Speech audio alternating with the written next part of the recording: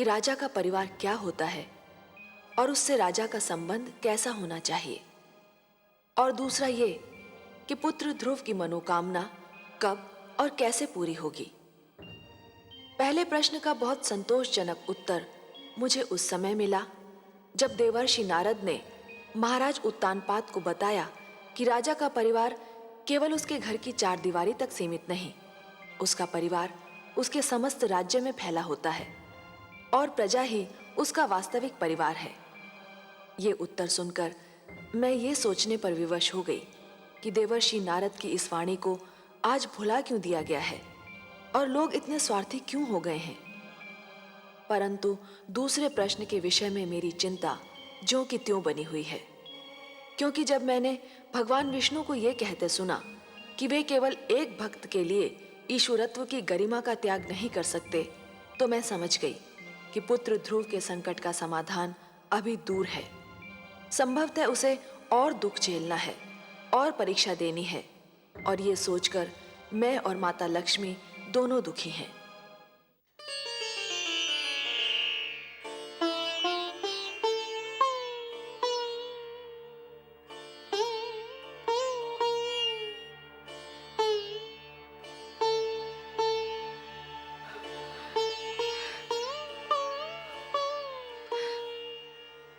हे करुणा सिंधु, हे प्रभु, न जाने क्यों मेरा मन कांप रहा है। कोई डरावना भय मेरे मन को व्याकुल कर रहा है। कहीं मेरे पुत्र के प्राण संकट में तो नहीं। हे दया सागर, इस दुखियारी माता पर दया करो। मेरे पुत्र की रक्षा करो प्रभु, मेरे पुत्र की रक्षा करो प्रभु, मेरे पुत्र की रक्षा करो।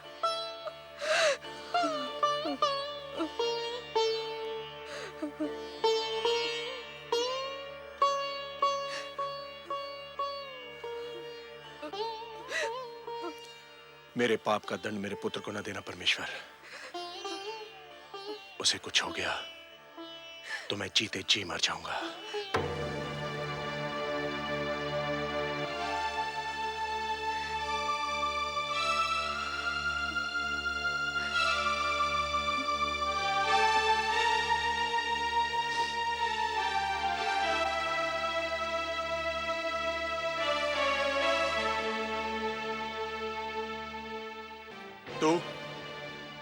तू क्या करने आई है यहां? इसकी ममता के संसार में आग लगाकर उसके जलने का दृश्य देखने आई है? नहीं महाराज। क्या मिला तुझे हमारा सुख चैन छीनकर? धिक्कार है तुझे। चली जा, चली जा, नहीं तो मैं अपने क्रोध पर नियंत्रण नहीं रख पाऊंगा। जाने दीजिए स्वामी, जाने दीजिए। आप नहीं जानती महारानी सुनीति, यह सब इसी दुष्नारी का किया धरा है। ना ये ध्रुव को हमारी गोद से उतारती और ना हमें ये दुख भरे दिन देखने पड़ते। मैं कहता हूं चली जा, चली जा यहां से, कहीं मेरे हाथों से तेरी हत्या ना हो जाए। ऐसा मत कहिए स्वामी। सुरुचि को दोष देकर हम केवल अपने मन को बहला सकते हैं। ये तो नियति का खेल है। भाग्य में पुत्र वियोग लिखा था, सुमिल कर रहा। इसमें सुरुचि क्या करती? मैं नहीं मानता। भूल हम करते हैं और दोष हम भाग्य को देते हैं। ध्रुव सदैव इसकी आंखों में कांटे की तरह खड़कता रहा। इसी के कारण हमारा पुत्र राजमहल छोड़कर चला गया। मैं जानता हूं इसे। ये बड़ी अभिमानी है, बड़ी निर्दयी है ये। इसकी महत्वाकांक्षाओं का भी कोई अंत नहीं और इसे किसी के दुख का भी कोई ध्यान नहीं। मैं तो कहता हूं कि यदि इसका उत्तम कहीं चला जाता तो इसे पता चलता कि पुत्र वियोग क्या होता है। ये आप क्या कह रहे हैं स्वामी? दुखी होने का अर्थ ये नहीं कि कोई अपना विवेक ही खो दे। भगवान ना करे हमारा उत्तम कहीं चला जाए। वही तो इस राजभवन का कुलदीपक है। हमारा एक पुत्र तो न जाने कहां भटक रहा है। आप चाहते हैं कि हमारा दूसरा पुत्र भी हमसे दूर हो जाए? उत्तम केवल सुरुचि का ही पुत्र तो नहीं, वो मुझे भी माता कहकर पुकारता है। आप नहीं जानते,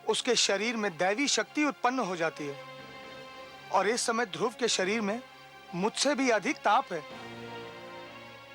मेरी लपटें उसका कुछ नहीं बिगाड़ सकती। तो उसके और निकट क्यों नहीं गए? उसके सर्वथा निकट जाकर उसे भयभीत करना चाहिए था। असंभव था देवराज। यदि मैं उसके निकट जाता तो स्वयं भस्म हो जाता। और इस समय उसमें जो शक्ति है उसे कोई भी पराजित नहीं कर सकता। नारायण नारायण, आपने सत्य कहा अग्निदेव। ध्रुव के शरीर में जो शक्ति आ गई है उसे कोई भी पराजित नहीं कर सकता, क्योंकि उस शक्ति का नाम भक्ति है। अग्नि, जल, आंधी, झंझा, बाढ़, ऐसी कोई भी विपदा ध्रुव को डिगा नहीं सकती। एक बात कहूं देवराज? कहिए देवर्षि। बात क्या, एक छोटा सा परामर्श है आपके लिए। तो प्रदान कीजिए। अग्निदेव, ध्रुव के पास जो ज्वाला चक्र छोड़ आए हैं वह ध्रुव का तो कुछ नहीं बिगाड़ सकता। हां, वन के निर्दोष पशुओं को अवश्य क्षति पहुंचा सकता है। इसलिए यदि आप उचित समझें तो अपने इस क्रोध की अग्नि को शांत कर लें। आप ठीक कह रहे हैं देवर्षि। अग्निदेव, हमारी चिंता का विषय तो वह बालक ध्रुव है, जंगल के वे निर्दोष प्राणी नहीं। कृपया आप शीघ्र जाइए और जंगल में लगी ज्वाला को शांत कर दीजिए। जो आज्ञा देवराज।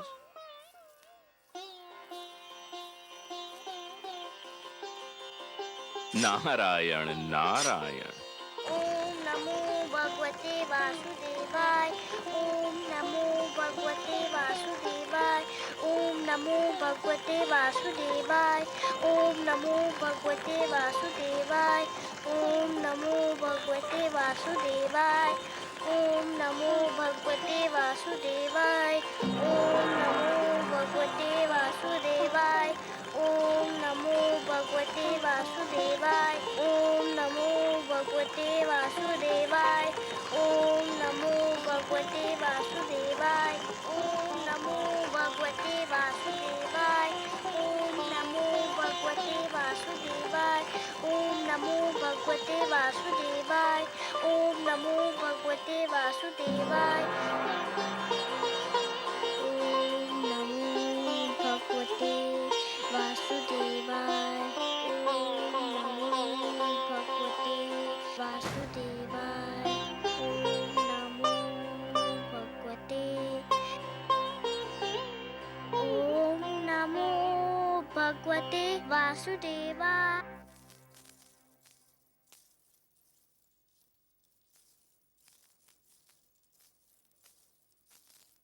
प्रणाम राजगुरु।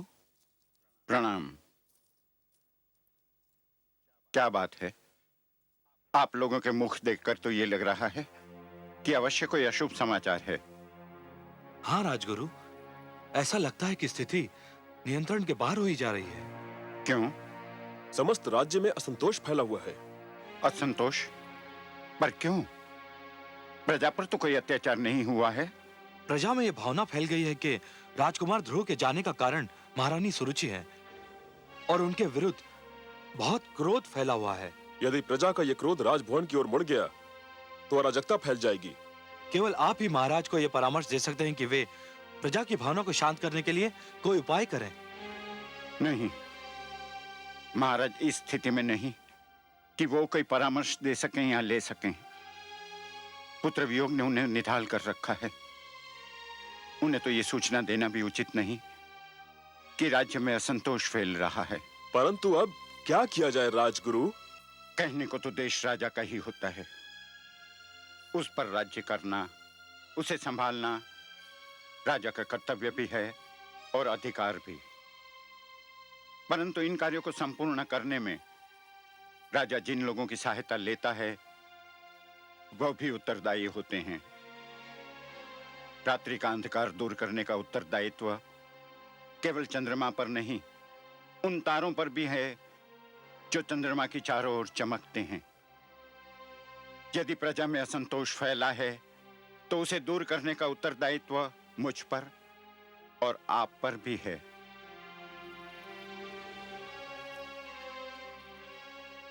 आप प्रजा को समझाइए कि राजकुमार ध्रुव जिस अभियान पर निकले हैं, भगवान से विनती करे कि वो अभियान पूरा हो। ध्रुव का अभियान पूरा हो गया तो सब कुछ अपने आप ठीक हो जाएगा। जाइए और प्रजा को समझाइए कि राजभवन में बिखरे दुख को अपनी भावनाओं से और बढ़ावा न दे और ध्रुव की रक्षा और इच्छा पूर्ति की प्रार्थना करे। जो आज्ञा राजगुरु।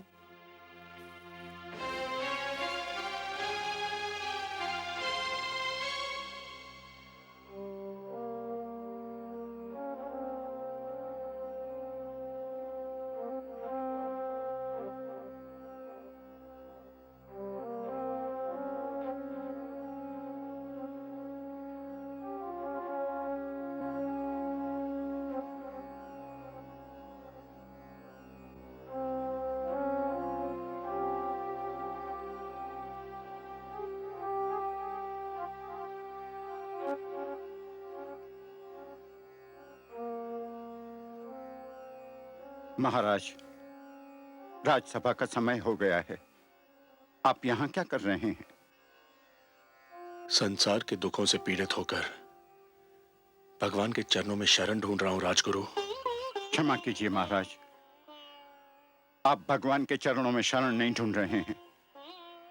आप तो जीवन के कड़वे सत्य से घबराकर पलायन का मार्ग खोज रहे हैं, वास्तविकता से दूर भाग रहे हैं।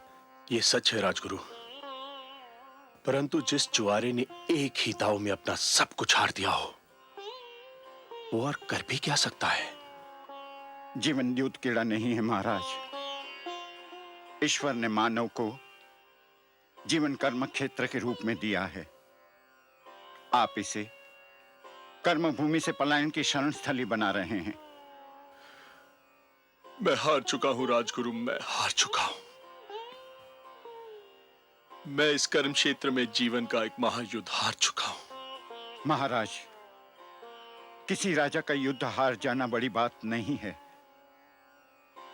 पर किसी राजा का साहस हार जाना एक दुर्भाग्यपूर्ण घटना है। राजा का साहस व्यक्तिगत विषय नहीं होता। उस साहस के साथ प्रजा की आशाएं और उमंगें जुड़ी होती हैं। उस साहस के साथ प्रजा का भविष्य जुड़ा हुआ होता है। तो फिर मैं क्या करूं राजगुरु, मैं क्या करूं? उठिए और प्रजा के कल्याण की योजनाएं बनाइए। जो अपने परिवार का कल्याण ना कर सका, वो प्रजा का कल्याण क्या करेगा राजगुरु? यही तो आपकी भूल है महाराज। आपने केवल राजभवन की चार दीवारी के भीतर रहने वालों को अपना परिवार समझ लिया है, पर वो प्रजा जो आपकी जय जयकार करती है, वो सैनिक जो आपके एक संकेत पर अपने प्राण न्योछावर करने उठ खड़े होते हैं, क्या वो आपका परिवार नहीं है? राजा का वास्तविक परिवार तो उसकी प्रजा है। प्रजा के दुख पर दृष्टि डालिए, आप अपने दुख भूल जाएंगे। यदि कोई वृक्ष फल न दे सके तो उसकी महत्ता में कुछ कमी आ सकती है, पर यदि कोई वृक्ष छांव ही न दे सके तो उस वृक्ष का महत्व ही नहीं रहता। राजा वो वृक्ष होता है जिसके तले प्रजा को सुख और न्याय की छांव मिलती है। अपनी प्रजा को इस छांव से वंचित न कीजिए महाराज। उठिए, अपना उत्तरदायित्व तो निभाने की सोचिए। मैं प्रयत्न करूंगा राजगुरु, मैं प्रयत्न करूंगा। प्रयत्न नहीं महाराज, साहस कीजिए। महाराज, यदि आपको मेरा परामर्श स्वीकार नहीं है, यदि आपको मेरी बातों पर विश्वास नहीं है, तो मुझे कहने दीजिए कि मैं आपके और राजसभा के योग्य नहीं हूं। यहां मेरे लिए कोई स्थान नहीं है। ठहरिए राजगुरु, ठहरिए।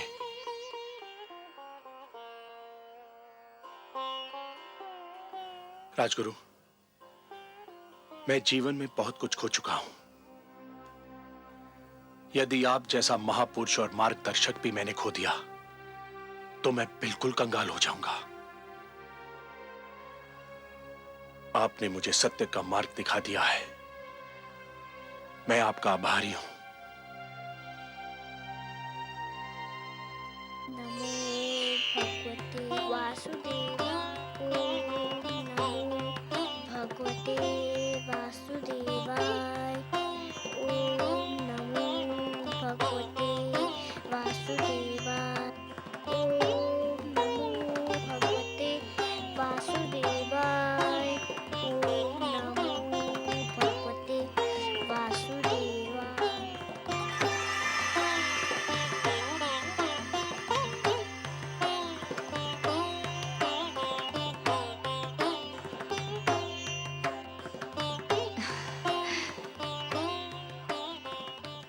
क्या हुआ स्वामी? हे कमल नयन, जब त्रिलोक में उजाला फैलता है, जब धरती पर वसंत झूमता है, जब कमल खिलते हैं, जब पुष्प अपनी सुगंध फैलाते हैं, मैं समझ जाती हूँ कि आप मुस्काए हैं। ये सारे दृश्य आपकी मुस्कान की ही छवि हैं। विधाता ने मुस्कान की रचना ही इसलिए की कि वो आपके अधरों की शोभा बढ़ाए। पर अभी अभी मैंने आपके अधरों पर जो मुस्कान देखी, उसमें एक विचित्र ज्योति, एक अद्भुत प्रकाश दिखाई दिया मुझे। जैसे आपके अधरों से मुस्कान नहीं, किरण फूट रही हो। कोई मुझे आनंद विभोर कर रहा है देवी। अवश्य ही सृष्टि के किसी भाग में भक्ति के प्रकाश का उदय हो रहा है। मुझे एक विचित्र आनंद का अनुभव हो रहा है। हो न हो, ये मेरे ध्रुव की भक्ति का ही चमत्कार है। उसके रोम रोम में केवल आप ही बसे हैं सर्वेश्वर। उसके हृदय में झांक कर देखे तो केवल आपकी छवि ही दिखाई पड़ेगी।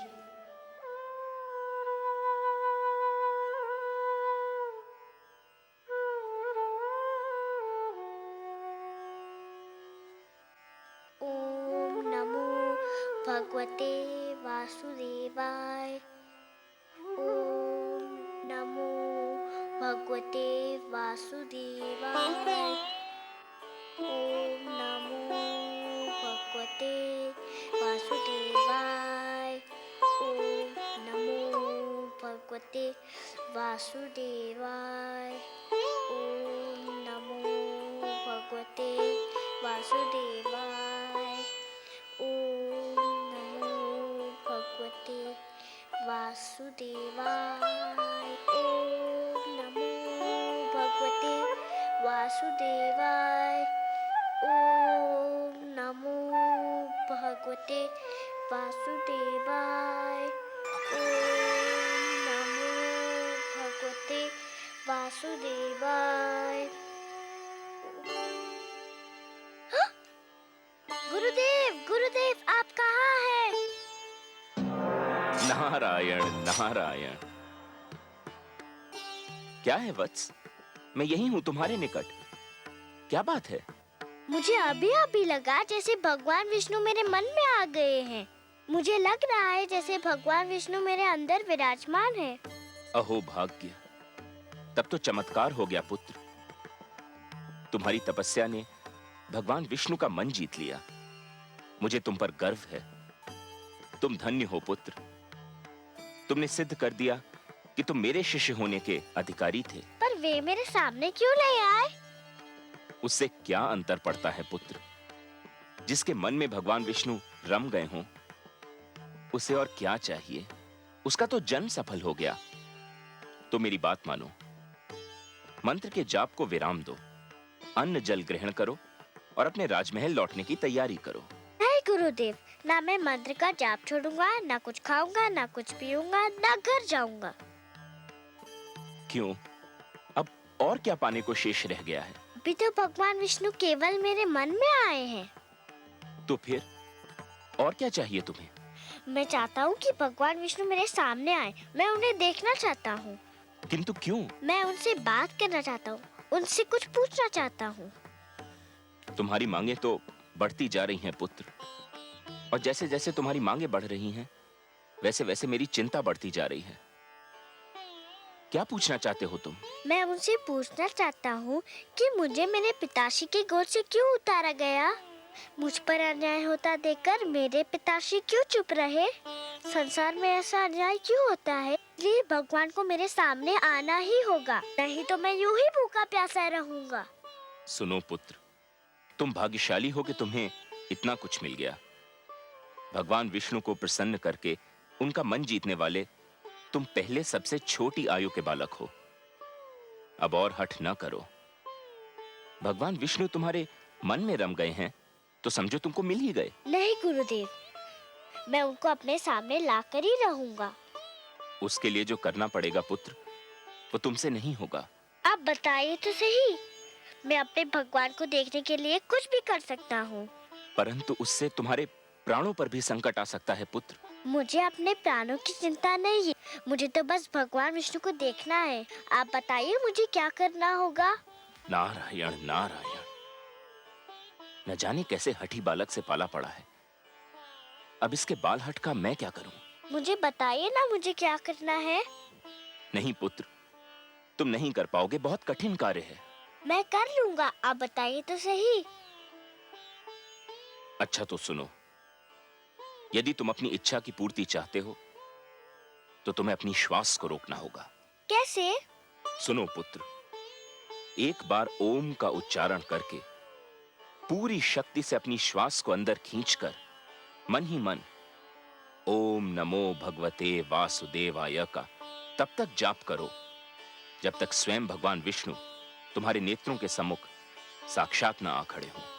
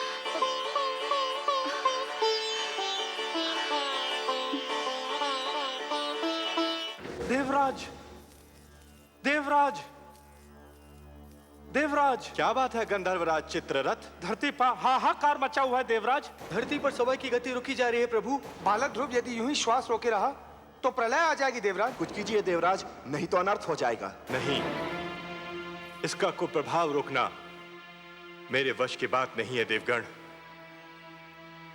हमें ब्रह्मा जी के पास चलना चाहिए, अब वही इसका कोई उपाय बता सकते हैं।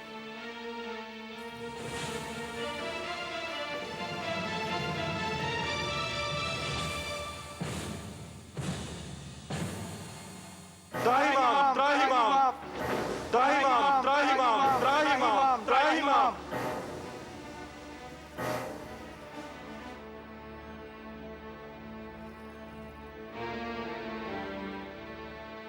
हे ब्रह्मदेव, कोई उपाय कीजिए, नहीं तो बालक ध्रुव के कारण अनर्थ हो जाएगा। उसने श्वास रोककर संसार की सारी गतिविधि ही रोक दी। यह स्थिति थोड़ी देर और रही तो संपूर्ण जगत का सर्वनाश हो जाएगा। जगत की रक्षा कीजिए भाग्य विधाता। मैं क्या कर सकता हूं देवराज? मैं अपनी सीमा लांघकर तो नहीं जा सकता। मैंने जगत की रचना कर दी, यही मेरी सीमा थी। जगत की रक्षा तो केवल वही विश्वाधार, पद्मनाभ, लक्ष्मीपति, करुणा सागर भगवान विष्णु ही कर सकते हैं। और फिर ध्रुव मेरा नाम तो नहीं जप रहा है कि मैं उसे शांत कर दूं।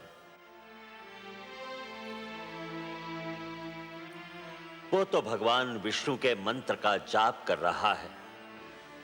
इस समस्या का संबंध उन्हीं से है।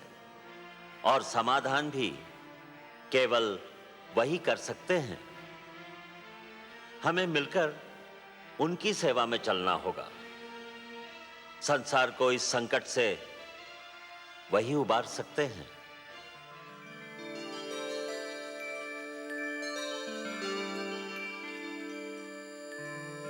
त्राहिमाम त्राहिमाम त्राहिमाम त्राहिमाम। प्रणाम हे नारायण। हे लक्ष्मीपति, हे गोविंद, हे सर्वेश्वर, आपको कोटि कोटि प्रणाम। प्रणाम। हे त्रैलोकीनाथ, सृष्टि की रक्षा कीजिए, नहीं तो आपकी सृष्टि को प्रलय आने से पहले ही एक महाप्रलय नष्ट कर देगी। ध्रुव ने जब से श्वास रोककर द्वादशाक्षर मंत्र का जाप आरंभ किया है, सारे संसार में वायु की गति रुक गई है। प्राणियों के दम घुट रहे हैं प्रभु। ध्रुव को रोकना मेरे वश में नहीं है भगवान। यह कार्य केवल आप ही कर सकते हैं। आप सृष्टि के रक्षक हैं, उसके पालनहार हैं।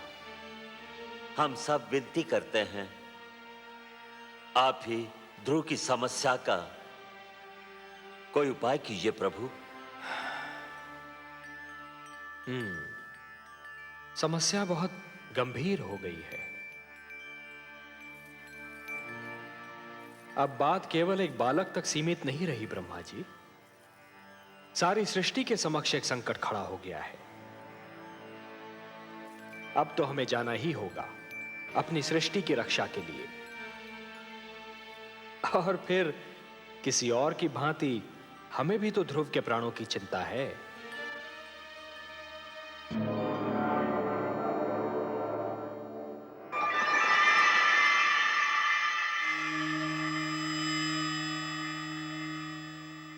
वासुदेव, वासुदेव, आप कहाँ चले गए वासुदेव?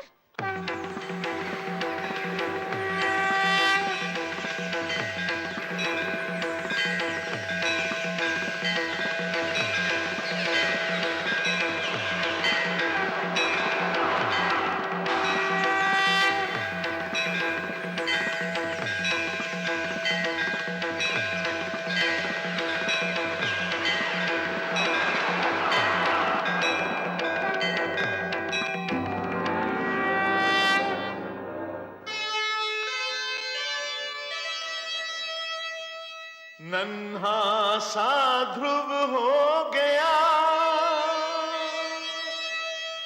ऐसा भक्त महान, शक्ति दिखाई भक्ति ने, प्रगट हुए भगवान।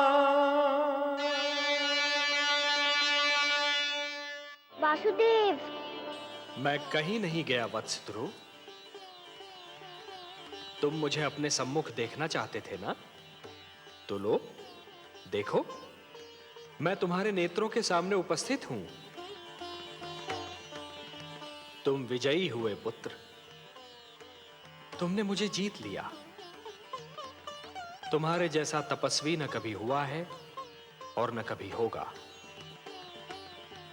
तुमने सिद्ध कर दिया कि जीव ब्रह्म का ही एक अंश है और अपनी साधना से ब्रह्म को भी धरती पर ला सकता है। तुमने ये सिद्ध कर दिया वत्स कि सृष्टि की सबसे बड़ी शक्ति है भक्ति।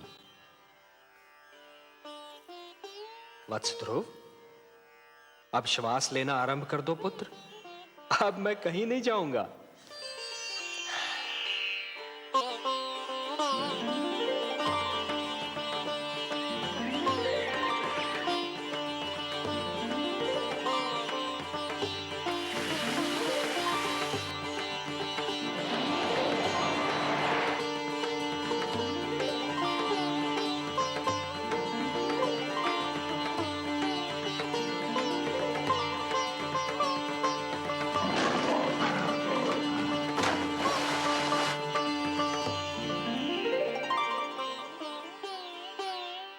तुम मुझसे मिलना चाहते थे, मैंने तुम्हारी इच्छा पूर्ण कर दी।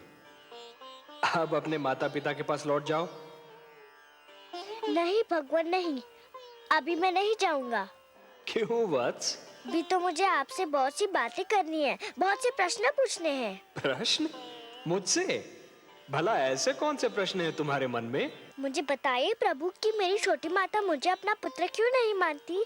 उन्होंने मेरी माताश्री को दासी क्यों कहा? उन्होंने मुझे मेरे पिताश्री की गोद से क्यों उतारा? मेरे पिताश्री ने छोटी माता को रोका क्यों नहीं? बताइए भगवान। अरे अरे अरे अरे अरे, इतने सारे प्रश्न एक साथ? अच्छा ये बताओ कि सबसे पहले तुम किस प्रश्न का उत्तर चाहते हो? मुझे मेरे पिताश्री की गोद से क्यों उतारा गया? अच्छा, तो इस प्रश्न ने तुम्हें सबसे अधिक व्याकुल किया है। हाँ भगवान। मेरे निकट आओ।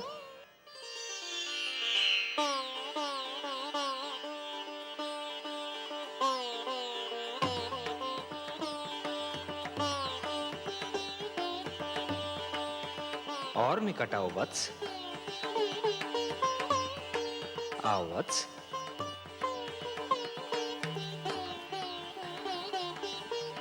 मेरी गोद में बैठ जाओ।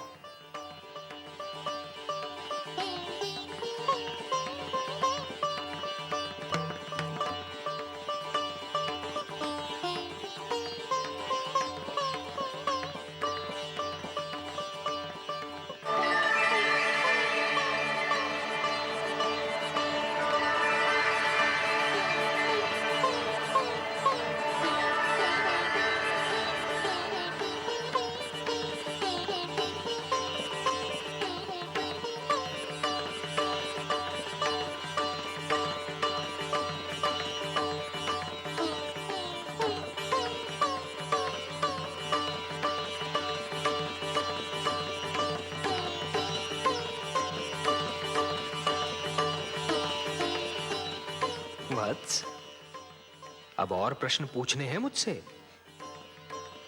कुछ नहीं पूछना प्रभु, अब कुछ नहीं पूछना। अब तो मुझे हर प्रश्न का उत्तर मिल गया है।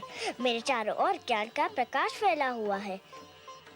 मैं वहाँ हूँ जहाँ केवल मैं हूँ और आप है। अच्छा, वासुदेव। ओम पूर्णमदः पूर्णमिदं पूर्णमुदच्यते पूर्णस्य पूर्णमादाय पूर्णमेवावशिष्यते। अब ना कोई कामना है ना कोई इच्छा। आपकी गोद में आकर लगता है इसके सिवा हर वस्तु तुच्छ है। अब मुझे कुछ भी नहीं चाहिए। मुझे मेरा ठिकाना मिल गया, मेरा घर मिल गया।